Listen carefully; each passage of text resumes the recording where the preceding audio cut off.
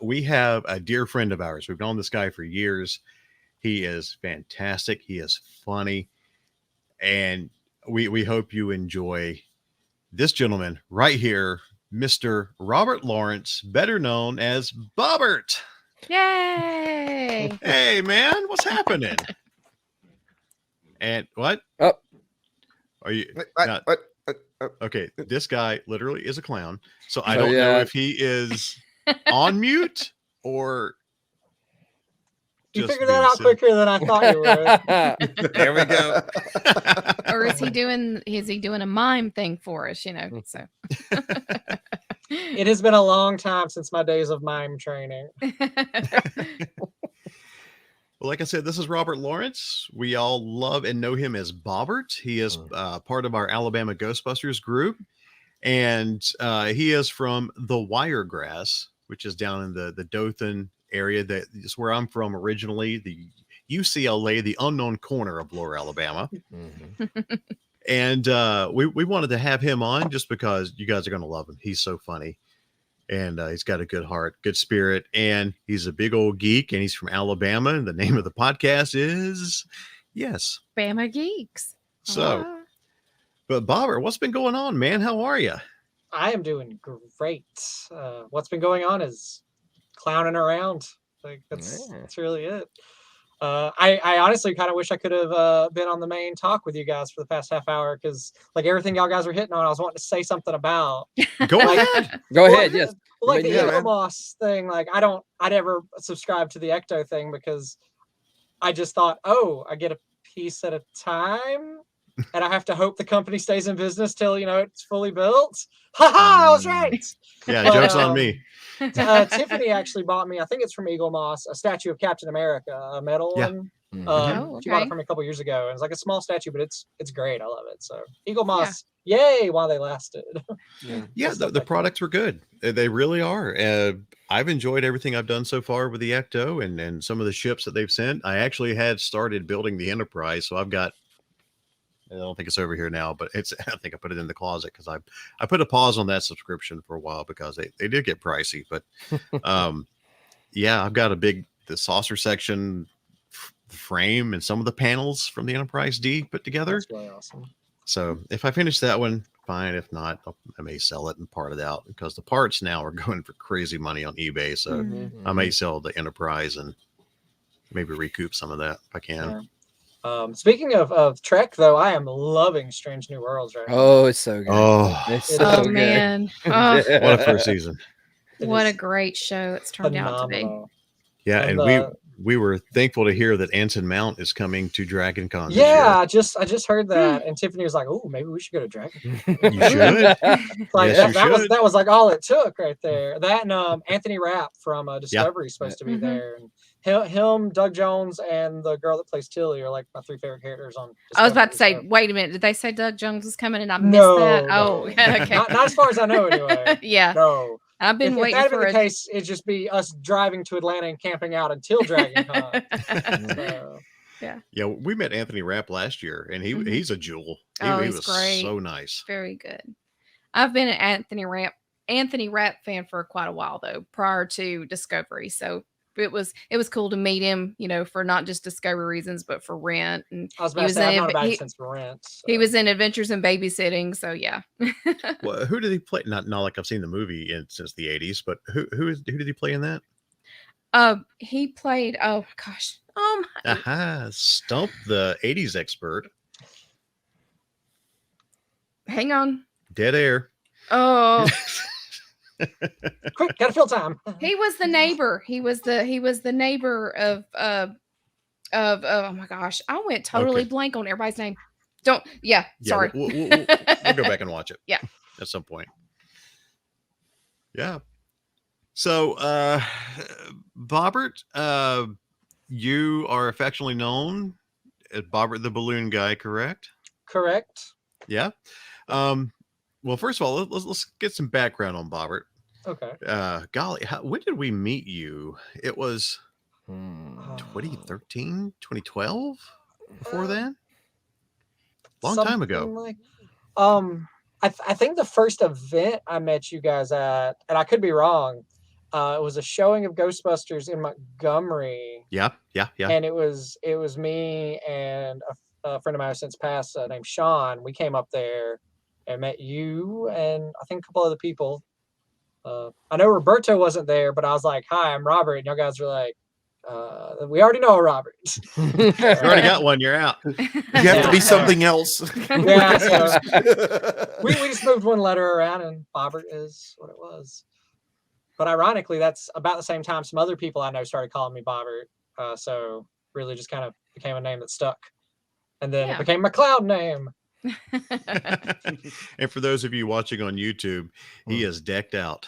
Yes. Or for the ones who are not watching on YouTube, he is decked out in his good stuff. I'm not wearing the shoes though. Well, we can't. You could have see said him. you were wearing the shoes and no one would. We would have been would have fine. never known. No, I lot have of to see people? proof. I have to see a visual of the shoes. So I say I could get them, but I would have to leave the room for a moment. So. Everybody immediately zoom into the bookcase behind me, like, "Oh, what magic tricks does he know?" Well, I'm seeing the stormtrooper helmets. Yeah. Oh yeah. Well, I have shelves all the way around my office, and it's Star Wars is back there. Power Rangers is over here. Marvel is in front of me, above me, and then on this side over here, it's just generic whatever. So Nice. got a few DC things scattered amongst them. So That's basically DC. It's like, it's mostly Marvel, little bit of DC. actually, just like the MCU and the DCU. I couldn't find any headphones, and Tiffany loaned me hers. I for a second joked that my flash cowl that I wear with my costume actually has headphones and a speaker and microphone, everything built into the ear cups. So I could have just hooked an aux cable into my flash cowl and talked to y'all the whole time that way. With them being purple, now I am not surprised. Those are Tiffany's headphones. So. That is true. She's a big fan of purple. Big fan. Purple and now like that Tiffany blue, green, teal, mint color. Oh, Like those have become her colors. those colors. Let's get her name in it. So, right. I mean, Yeah. there we go. Exactly. Well, I remember first seeing and learning of you through gbfans.com. I saw you on the boards, and I'm like, oh, there's a guy in the state. This is when the Alabama Ghostbusters were ramping up and really taking on a lot of events. And I'm like, it'd be nice to have somebody back in my home corner down in the southeast. And lo and behold, there was, if I remember correctly, Harry Bardwell. That was the name. Yeah. Yep. A D&D character of mine, actually. So, Okay. that's where I got that name from. But I found you guys prior to like getting up with any of y'all because I was like, oh, there's a group and they do stuff and oh, this is so awesome. But also at the time, the job I had me working every single weekend. So I was like, I'll never be able to do anything with them. So it's like, why even bother? And then I wound up leaving that job and I was able to meet you guys and do all kinds of fun stuff. So yeah, I love it. There was a little while there, Brock. I know when we first started out in the Ghostbusters, we were doing like events like 2 or 3 a month. Yep. Dude, it was crazy. The rock stars. Yeah, we really got active in the spring of 2010, and between January and May of that year, we did how many events? 15, 16, it was maybe. Crazy amount of events. And just in those first 5 months of the year, yeah, it was. We went hard. Yeah. But we were still going pretty consistent when Bobert came along too. So it was we had quite a few members join and whatnot. So it was for a while there was a pretty respectable Dothan presence. So Now I want to say I remember, didn't you have like a short like Ghostbusters type fan field type thing on YouTube or something at one point? Yeah, you did. I'm pretty sure like it's probably still up, but the audio is definitely gone if it's still up. But I just remember what had happened with that is I got so excited because I'd bought a video camera. I was like, I have a video camera. I'm going to make a Ghostbusters movie. And like right before I shot it, I wound up hurting my knee to the point where I could not walk around without crutches. And so I was like, oh no, but I still want to shoot this movie. So I just got a buddy of mine and I crammed him in my flight suit and I go run around here. We're filming stuff. So we just, we filmed it over the course, I think like 2 days. And then I was like, all right, now I have to learn special effects. So like it was just all very much just start doing stuff and figure out where it goes. I just pulled it up, looked at here because I remember you had it under your Harry Bardwell like account, but it's South Alabama Ghostbusters SAG. So look at that up on YouTube if you get a chance. It's really it's a labor of love. I love it. I mean, there's nothing special about it. It was literally just an excuse to play around and do effects, but I liked it. It's according to its upload date is 14 years ago, so it's been there for a while. Wow. 14 years, man. Man, this should be probably one of the OG videos then. I'm so old.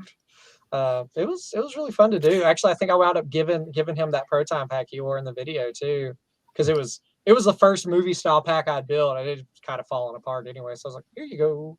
Here's your payment for running around. Yeah, pretty much. I thought of it like Bruce Campbell and Sam Raimi with Evil Dead. Like they found their good-looking friend, put him in front of the camera, and threw fake blood at him. Like, they found my dorky-looking friend, shoved him in a flight suit, and threw books at him. So. You see me in the video actually. Whenever you see me standing in the video, it's literally they had to like balance me there, take the crutches away, and then, that's why I never walk. I think there's a shot where I stand up, where I'm literally, but it's behind a table, so you can't see that I'm on one leg, and then a shot of me standing next to an elevator because I'm propped next to a wall. But I had my pirate goatee and mustache and my really long hair and just blast from the past. I'm glad that you reminded me of that video though, because people ask me like, "Oh, what did you look like with long hair?" I can't imagine that. Now you can go back. Yeah, because I can't find any good pictures from back then. So. Going all Professor X, trying to stand you up in the corner like a prop. We had to do what we had to do because I was definitely going to be in my video. Oh, well, I know you've got experience with building props and like stage props and everything. At one point, you were working at a local theater down in Dothan. And my kids and ex-wife and I, we all came down to watch a presentation of the Boxcar Children. My daughter was a big fan of that at the time, and you're like, "Hey, make sure you look like the lawnmower and everything that I built on stage, and some of the other things you did." So, it was so much fun to do things like the Boxcar Children, which I wish I could have been there actually during the production of Boxcar Children when we were there doing the actual plays. I had to be out of town, so it was like I worked on all the props and stuff, and then just bailed, and I felt bad. But I remember like I loved doing the lawnmower for that. And we did like the weird things with the box cars that would flip around. Oh, wow. And there at one point the director, he was talking to me, and this was before the show. You know, we were still kind of early days getting things ready in the show, and early days, like we ran at a breakneck speed there. But he was like, "Oh, I would love it if," and he gave me his vision of, "Oh, they say the last line of the play, and then you see a leaf float down from the ceiling, then the lights go out." Like he never meant it as like a figure out how to do this. It was more like wouldn't this be beautiful and cinematic? And then like he goes away and then comes back from lunch. I'm like, "Hey, by the way, check this out." Yoink, float down leaf after I pull a cord. And he's just like, "Oh!" So, but it was I loved working there. It was a children's theater, so I got to work with kids a lot, and also I got to build props and do sets. But it was also not to badmouth it. The pay wasn't good. I mean, that's the way it is kind of with theater everywhere, and also. The deadlines and timetables are always against you. Even when you get ahead, like one day will wreck it. You're suddenly a week behind. Yeah. Mm-hmm. So it wasn't super sustainable, but I super loved it. So That's one of those experience builder types jobs. Yeah. And I mean, I've worked on a couple feature films and some TV shows and stuff like that. I was lucky enough to be an extra on Lovecraft Country. Sadly, the two scenes I'm in, the camera's panning and literally cuts away right before it gets to me. The other scene I'm in, I'm so far in the background that you can't tell it's me, and that I just know that it's a random yellow blob, and that is me. Also, what was that noise? Yeah, y'all heard that too? Yeah. Is that a raccoon in your attic? Did that come from our neighborhood, Jess? I think so. I thought it was one of Bobert's props or something. All of them are off at the moment. It would not surprise me if that was leftover fireworks. Yeah. I would say we are currently celebrating July 24th still. So yeah. 20 days later. The night, anybody that's on socials with me knows the night that I posted that it was 4th of July plus 9 days. Yeah. That night I don't know if my neighbors saw that because I'm friends on Facebook with a lot of my neighbors, but they like the next night they stopped. Well, either that altogether. or somebody's blowing up dry ice down the road again like they were before. But anyway, I know Oh that. Like, no, I think it was- I understand. That has happened in my neighborhood, well, my previous neighborhood. But yes, I know exactly what you're talking about. yeah. You're talking about July 4th plus 9 days. I think the same day that you posted that, I had more of them going off in my neighborhood. I don't understand. What is it this year? Because like used to years before, I'm like, oh, July 5th or July 6th, they're still doing it because they have some extras. But like a week after, it's like, Yeah. How? Why? People just love to blow. They love to blow stuff up. We I still hate had it. My 3 dogs hate fireworks it. stands open where I'm at. 3 fireworks stands were open. Yeah. Like just like it was still 4th of July because people were still coming and buying them. Regular enough to keep them open. It was crazy. Hey man, in this economy, you gotta get while the getting's good. That's right. You gotta have the fun where you can find It's it. like, right? all right. We got choices. We can afford to buy gas or explosives. Explosives. Well, We're gonna go Clown. it's probably still there. Went There we again. go again. Yeah, Mhm. it's That's gotta be fireworks. probably people who still work from home. Yeah. They still do remote work. They never went back, so they're like, I'm not spending money on gas. Blow them up. Oh man. I don't know. There we I'm a go. little concerned, but anyway.